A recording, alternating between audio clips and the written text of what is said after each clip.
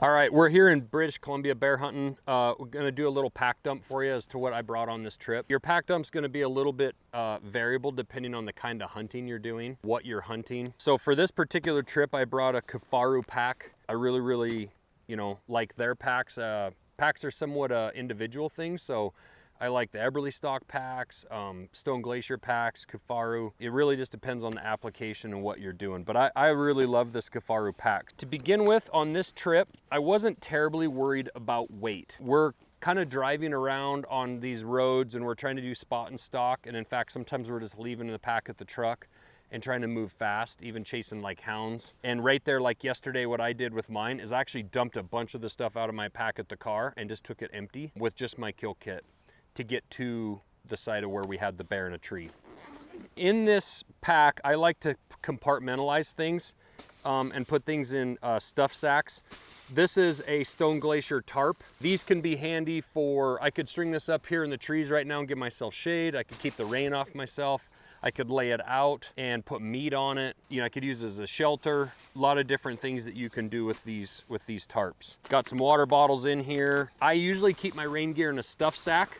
But I just stuffed a coat in here because there's a chance we might have an afternoon thunderstorm. But I didn't even bring bottoms today because I knew I wouldn't need them. But normally I have bottoms and my top in a stuff sack, compress it down, suck all the air out of it, and it stores a little bit tighter in my pack. This right here is a stuff sack again and this will be a little variable depending on the kind of hunting I do. But I have a jet boil in here, and then I've actually got a little coffee grinder and a coffee filter just for making kind of coffee up on the hill.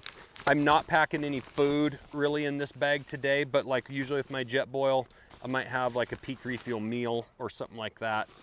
Jet boil, you can always start a campfire with it, things like that as well. I like to be able to make coffee in my tent, make cider for my kids. This is usually my kill kit, but I actually pulled it out last night because I used one of the bags in my kill kit for my bear I shot yesterday. Just a black garbage bag. I usually carry one or two with black garbage bags. Again, you can put meat, which I put my bear hide in it yesterday to keep my pack clean. You can put meat in it. You can also cut it open and lay it out on the ground if you don't have a tarp, and you can lay your meat on that. You can also poke holes in this, poke a hole in it and throw it over you for makeshift rain gear if you don't have rain gear, and make just a poncho style raincoat. You can climb in this garbage bag if you fall in a creek and you need to get warm. You can actually put this in your sleeping bag, put it over your lower body, and even cut holes in your other one, put it over your upper body, climb in a sleeping bag, and it traps heat against your body. So things you can do with a garbage bag. I have a couple extra knives in here I was gonna actually just kind of give to the guides. They're stuffed in here. On the outside of my pack, I actually have my Blackfoot on my pack strap that's always on there. Again, I'm not worried about weight. I have a whole bag of Black Rifle coffee in here for us to make coffee at the truck. If I was going on a packing trip, I might just put a little bit in a plastic baggie, enough for my trip. Real quick, before I get to that, I've got game bags. This is a stuff sack, again, for, there's a headlamp in here and some batteries. And then sometimes I'll even put, again, I wasn't worried about it today, I'll open this thing up and I'll put a charging, what do you call it, battery pack in here with a couple cables for my phone, for an Onyx Maps, charging my headlamp, things like that. So I like to compartmentalize different things for different areas. Again, this is a full pack of baby wipes. There's a bunch of us kind of riding around in a car. I'm not worried about weight.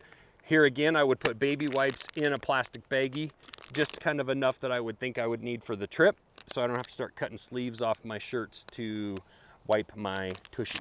Here, which might be the most important, is our MKC med kit, which I've turned into my kill kit. With my kill kit, the first thing I've got is my tourniquet on the outside, where I can literally just pull that out and I could put that on me or my hunting partner in a hurry. That should be accessible. And I actually have a second one that's also accessible on the other side if you have multiple injuries. All right, so I'm gonna lay this down here. So my kill kit looks kind of full a bit. Normally I'll also have that plastic bag in here. And again, I compartmentalize things and I put them in baggies to keep them dry and keep water off.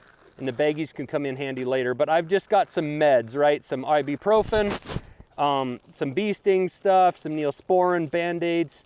This is all stuff that really you probably don't even need. It's not life-saving, but it makes you comfortable if you need it. Make sure you put your EpiPen if you're allergic to stuff in here as well.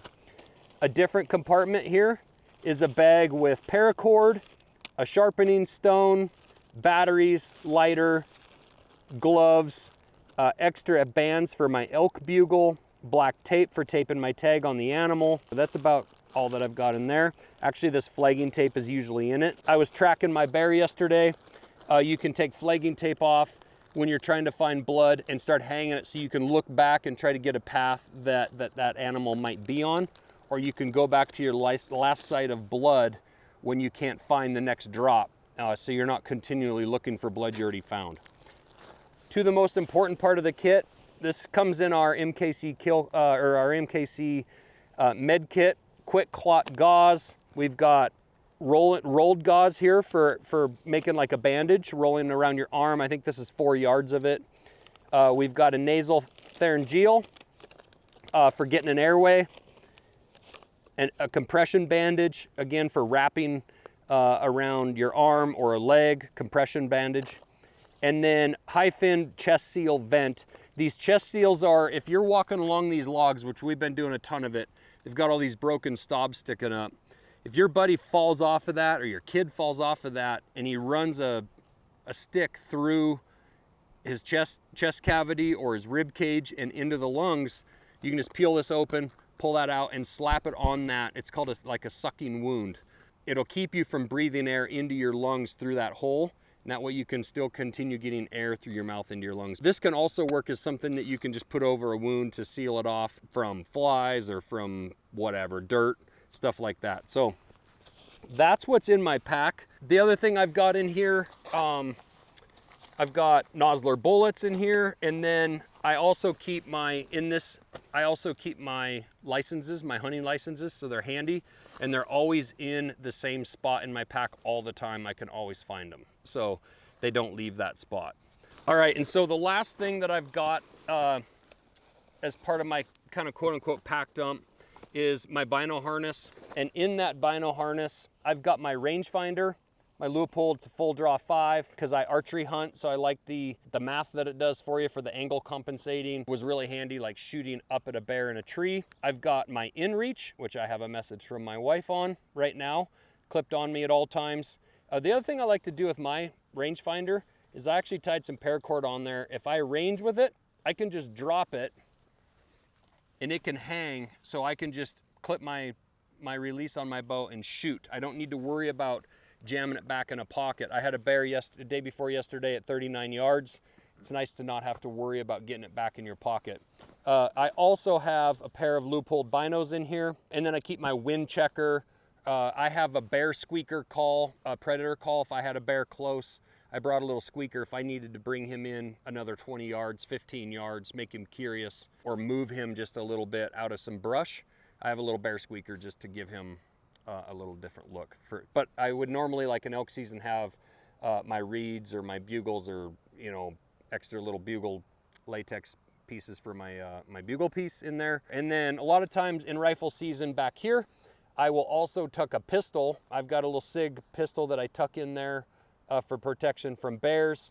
And then my cell phone also drops right in there. I like that because it keeps it warm. So with my cell phone against my body, if it's in that pocket right there for my Onyx maps, it's against my body and staying warm and not sucking the battery down, but it's also handy to be able to check my maps and put it away, and it's secure. The last thing that I didn't really mention is normally I have like a water bladder in here, but I just had water bottles. But I'll stick a water bladder in here if I'm going on a hike. But again, this is the kind of hunt that we can be a little less conscious of weight and have a few more things that provide some comfort, like some coffee.